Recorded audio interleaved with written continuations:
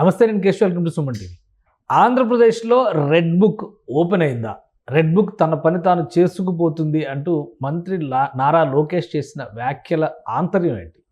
ఇప్పటి వరకు రాష్ట్రంలో అనేక అంశాలకు సంబంధించి గత ప్రభుత్వంలో జరిగినటువంటి అవకతవకలు, ఇతర అంశాలపైన విచారణ మాత్రమే జరుగుతుంది, ఎవరిని అరెస్టులు చేయలేదు అనేటువంటి విమర్శ బలంగా వినిపిస్తుంది. అయితే వీటన్నిటికీ సమాధానం సంక్రాంతి తర్వాత రాబోతుంది అనేటువంటి అంశం కూడా ఇప్పుడు వెలుగు చూస్తుంది. ఇందులో వాస్తవం ఎంత ఒకసారి విశ్లేషించేటువంటి ప్రయత్నం చేద్దాం. మనతో పాటు అనలిస్ట్ లలిత్ కుమార్ గారు ఉన్నారు. లలిత్ కుమార్ గారు నమస్కారం. నమస్తే కృష్ణ గారు. రెడ్ బుక్ కాలం చెల్లిపోయింది అని చాలామంది అనుకున్నారు. అసలు రెడ్ బుక్ ఇంకా లేదు, కాంప్రమైజ్ అయిపోయింది అనేటువంటి చర్చ కూడా జరిగింది. కానీ రెడ్ బుక్ తన పని తాను చేసుకుపోతుంది అని ఒక క్లారిటీ ఇచ్చారు నారా లోకేష్ గారు. ఏం జరుగుతూ ఉండొచ్చు, చాలా కేసులు పెట్టారు, చాలా చర్చలు జరుగుతాయి, రోజు హెడ్లైన్స్లో వస్తున్నాయి, ఎక్కడ ఏది యాక్షన్ అనేది కనపట్టలేదు అనేటువంటి పెదవి వీరుపు అయితే కార్యకర్తల నుంచి ఎక్కువగా వినిపిస్తుంది. అవును. ఇప్పుడు ఆయన మాటల ఆంతర్యం ఏ విధంగా అర్థం చేసుకోండి? అంటే గత 10-15 రోజుల నుంచి, అంటే ఈ 6 నెలల కాలము కార్యకర్తలు వీళ్ళంతా ఓపిక పట్టారు. దాంట్లో ముఖ్యంగా కమ్మ సామాజిక వర్గము, కాపు సామాజిక వర్గాలన్నీ ఎవరైతే అప్పుడు ఈ కొంతమంది బాధిత వర్గాలు, ఎస్సీలు, ఎస్టీలలో వీళ్ళైతే ఉన్నారో, ఈ ప్రభుత్వం మారుతూనే ఈ అరాచకాలు చేసిన వాళ్ళని, అక్రమ కేసులు పెట్టిన వాళ్ళందరినీ ఏమి లోకేష్ రెడ్ బుక్ అని చూపించాడు కదా, అందరూ రెడ్ బుక్లో ఉన్నారు, ఇంకా వరుస పెట్టి వీళ్ళందరికీ జైలు శిక్షలు పడతాయి, అరెస్టులు జరుగుతాయని చెప్పేసి అనుకున్నారు. తర్వాత వీళ్ళు ఈ ప్రభుత్వం ఏర్పడిన తర్వాత దాంట్లో కొన్ని 3-4 అరెస్టులు మాత్రం జరిగాయి. బోరుగడ్డ అనిల్, వర్ర రవీందర్ రెడ్డి ఎవరైతే సోషల్ మీడియాలో దారుణాతి దారుణంగా పోస్టింగ్స్ పెట్టారో వాళ్ళని మాత్రం అరెస్ట్ చేసి తీసుకెళ్లారు, జైల్లో వేశారు. ఇప్పుడు కొన్ని సోషల్ మీడియాకు సంబంధించిన కేసులు ఉన్నప్పటికీ అంత తీవ్రమైనటి కానేటప్పుడు ఆ వైసీపీకి సంబంధించి సోషల్ మీడియా వాళ్ళను వదిలేస్తున్నారు, వార్నింగ్ ఇచ్చేసి వదిలేస్తున్నారు. వాళ్ళను వేధించాలనో లేకపోతే కేసులు పెట్టాలనో ఉద్దేశం కాదు. అట్లా సుమారుగా 100 నుంచి 200 మంది సోషల్ మీడియా వైసీపీకి సంబంధించిన వాళ్ళని, అంటే ఒక స్థాయిలో ఉన్న వాళ్ళకి ఈ స్టూడెంట్స్ని కానీ, లేడీస్ పిల్లలు కానీ, అమ్మాయిలు కానీ వీళ్ళ ఉంటే వాళ్ళకు వాళ్ళ భవిష్యత్తు ఇదవుతుందని చెప్పేసి వాళ్ళను వార్నింగ్ ఇచ్చేసి కూడా వదిలేసిన సందర్భాలు ఉన్నాయి. ఎవరికి తెలియదు, కేసులు పెట్టనివ్వాల లోకేష్, వాళ్ళ భవిష్యత్తు పాడవుతుంది, వాళ్ళు ఏదో తెలియక సోషల్ మీడియాలో పెట్టింటారు, అది ఆ పోస్టింగ్స్ ఎవరో ఇచ్చింటారు అనే ఉద్దేశంలో చాలామందిని స్మూత్గానే పంపించేసి సైలెంట్గా ఉండేసి వాళ్ళంతా సైలెంట్గా ఉన్నారు.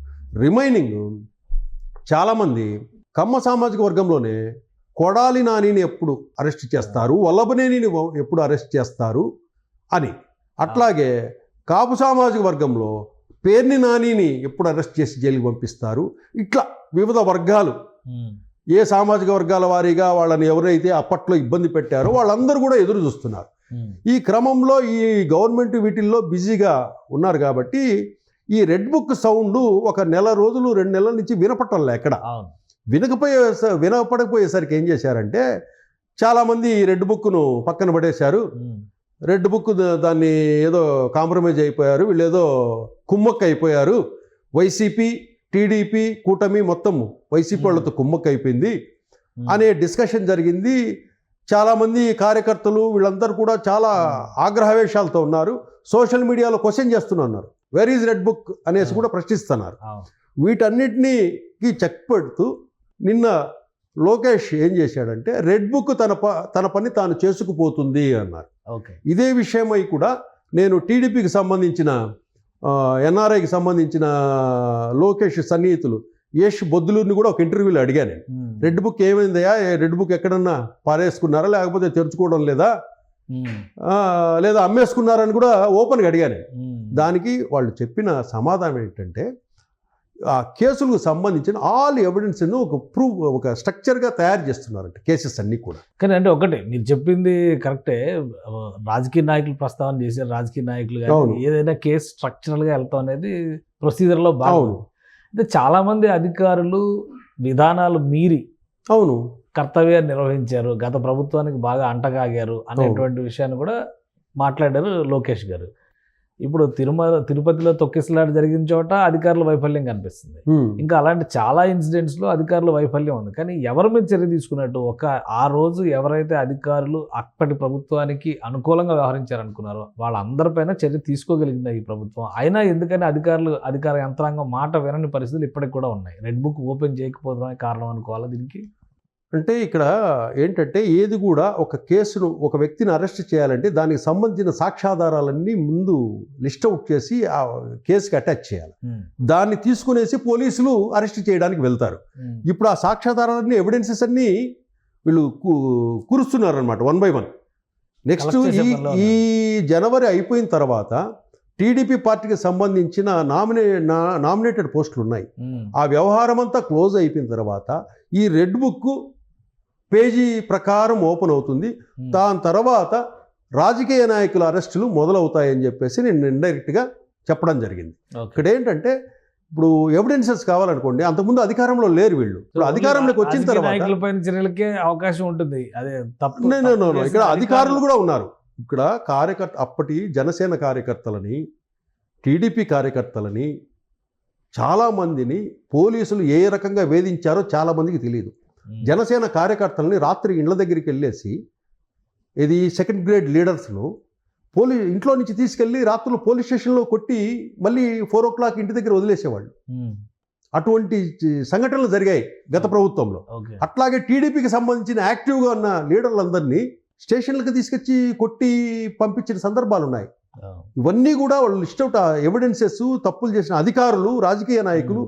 ఈ రాజకీయ నాయకుల్లో స్కాములు కూడా ఉన్నాయి. ఆ స్కాములకు సంబంధించిన డిపార్ట్మెంట్ సంబంధించిన ఎవిడెన్సెస్ అన్నీ పుటప్ చేస్తున్నారు. అక్కడ పుటప్ చేసేసి ఏ రాజకీయ నాయకుడిని, స్కాములు చేసిన రాజకీయ నాయకుడిని వదిలేది లేదు, అరాచకాలు చేసి కార్యకర్తలు వేధించిన రాజకీయ నాయకుల్ని వదిలేది లేదు, అట్లాగే దుర్భాషలాడి దౌర్జన్యాలు చేసిన, కబ్జాలు చేసిన రాజకీయ నాయకులను వదిలేది లేదు అని లిస్ట్ అవుట్ 1 by 1 చేసుకుంటూ వస్తున్నారు. కాబట్టి బహుశా ఫిబ్రవరి నుంచి అరెస్టులు 1 by 1 జరిగే అవకాశం ఉంది. కానీ కొన్ని కేసులు పెట్టినటువంటి వ్యవహారాల్లో కూడా, ఉదాహరణకి ఇప్పుడు రఘురామకృష్ణరాజు గారి కేసే నడుస్తుంది. అవును, దానికి సంబంధించి అధికారులని ప్రశ్నించినటువంటి పరిస్థితి కూడా లేదు. అవును, మరి ఇది ఎందులో అది కూడా రెడ్ బుక్ లో భాగం కాదా? ఇది వేరే భాగమే. రెడ్ బుక్ లో ఏంటంటే అది ఆ అకౌంట్ రఘురామకృష్ణరాజు గారిది. కేసు పెట్టింది ఆయన. ఆ కేసులో ఆయన అడిగింది కూడా వాస్తవం. పివి సునీల్ కుమార్ అనే IPS మీరు ఎందుకు సస్పెండ్ చేయలేదని అడిగాడు. ఈ విషయాలలో కొంతమంది ఎమ్మెల్యేలలో అసహనం ఉన్న మాట వాస్తవము. పబ్లిక్గా ఇండైరెక్ట్గా మాట్లాడడం మొదలుపెట్టారు. దీంట్లో ఏదైతే జత్వానీ కేసులో IPSలను సస్పెండ్ చేశారో, RRR కేసులో కూడా పివి సునీల్ కుమార్ IPS ఎందుకు సస్పెండ్ చేయరు అని చెప్పేసి అడుగుతున్నారు. అది కూడా రేపో మొన్నాడో నిర్ణయం తీసుకునే అవకాశం ఉంది. అట్లాగే ఆ కేసులో A3గా జగన్మోహన్ రెడ్డి ఉన్నాడు. జగన్మోహన్ రెడ్డికి ఇమ్మీడియట్గా నోటీసులు ఇచ్చి విచారణ పిలిపించే అవకాశం కూడా ఉంది.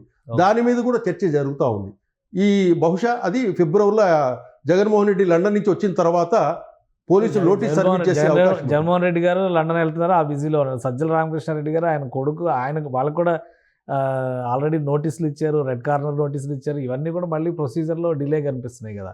ఇక్కడ ఏంటంటే కేశవ్ గారు, ఇక్కడ అది పోలీసులో ఏది పని చేయాలన్నా పోలీసులే చేయాలి. మీరు అన్నట్లు ఆ పోలీసుల్లో వైసీపీ పోలీసులు ఉన్నారనుకోండి, ఉన్నాడేమో చూసి రాపోరా అంటే అక్కడ పోయేసి లేడు సార్ అని వస్తాడు.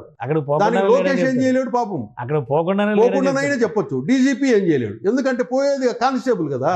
ఆ పోయే కానిస్టేబుల్ వైసీపీ కానిస్టేబుల్ అయితే సార్ అక్కడ డోర్కు లాక్ చేస్తున్నారు సార్ అని చెప్తారు. మనం వెళ్ళి చూసి దాన్ని చేసేంత ఇది ఉండదు. కానీ వీళ్ళు ఇమ్మీడియట్గా యాక్షన్ తీసుకోవడం లేదనే వాదన జరుగుతూ ఉంది. అది కూడా కరెక్టే. ఎందుకురా అంటే మొన్న ప్రభావతి, రఘురామ్ గారి కృష్ణ కేసులో doctor Prabhavati bail petition cancel చేశారు, ముందస్తు బెయిల్. ఇమ్మీడియట్గా ఆమెను అరెస్ట్ చేసి తీసుకురావాలి. దాంట్లో మీనమేషాలు లెక్కిస్తున్నారనే వాదన ఉంది. అట్లాగే చంద్రగిరి మాజీ ఎమ్మెల్యే చెవిరెడ్డి భాస్కర్ రెడ్డిది పోక్సో కేసు చట్టము క్వాష్ పిటిషన్ వేస్తే దాన్ని కొట్టేసింది కోర్టు. కొట్టేసినప్పుడు నువ్వు ఇమ్మీడియట్గా పోయి అరెస్ట్ చేయాలి కదా. దాంట్లో ఎందుకు పొలిటికల్ బెనిఫిట్స్ ఏమన్నా చూస్తున్నారా వీళ్ళు అనే వాదన కూడా జరుగుతుంది. కాబట్టి ఈ వాదనలకు అన్నిటికీ విమర్శలకు చెక్ పెట్టాలంటే ముందు ఇమ్మీడియట్గా రెడ్ బుక్ స్పీడ్గా పరిగెత్తాల్సిన అవసరం ఎంతైనా ఉంది. రైట్, థ్యాంక్ యూ లలిత్ గారు, మీ అభిప్రాయాలు తెలియజేసినందుకు. ఇది లలిత్ గారు చెప్తున్నటువంటి మాట. రెడ్ బుక్ ఓపెన్ అయింది కానీ ప్రొసీజరల్ డిలే నడుస్తోంది. అందులో ఎవరైతే అధికారులు అప్పుడు కర్తవ్యాన్ని మీరి వ్యవహరించారో అలానే మంత్రులు కానీ రాజకీయ నాయకులు కానీ తమదైన శైలిలో అప్పుడు అధికార దుర్వినియోగానికి పాల్పడ్డారో వాళ్ళపైన చర్యలు తీసుకోవడానికి కావాల్సినటువంటి కేసుల పైన ఒక కన్స్ట్రక్టివ్ ప్రొసీజర్లో ముందడుగు పడుతుంది. ఈ ఉద్దేశంతోనే నారా లోకేష్ రెడ్ బుక్ తన పని తాను చేసుకుపోతుంది అనేటువంటి పదాలను ఉపయోగించారు. కాబట్టి ఫిబ్రవరి నెలలో రెడ్ బుక్లో ఉన్నటువంటి అధికారులు రాజకీయ నాయకులు అరెస్టులు తథ్యం. అలానే వైఎస్ జగన్మోహన్ రెడ్డికి కూడా నోటీసులు ఇచ్చేటువంటి అవకాశాలు ఉన్నాయని లలిత్ గారు విశ్లేషిస్తున్నారు. ఇది special discussion. Keep watching. Suman టీవీలో మీ పర్సనల్ అండ్ బిజినెస్ ప్రమోషన్స్ కోసం కింది నెంబర్కి కాంటాక్ట్ చేయండి.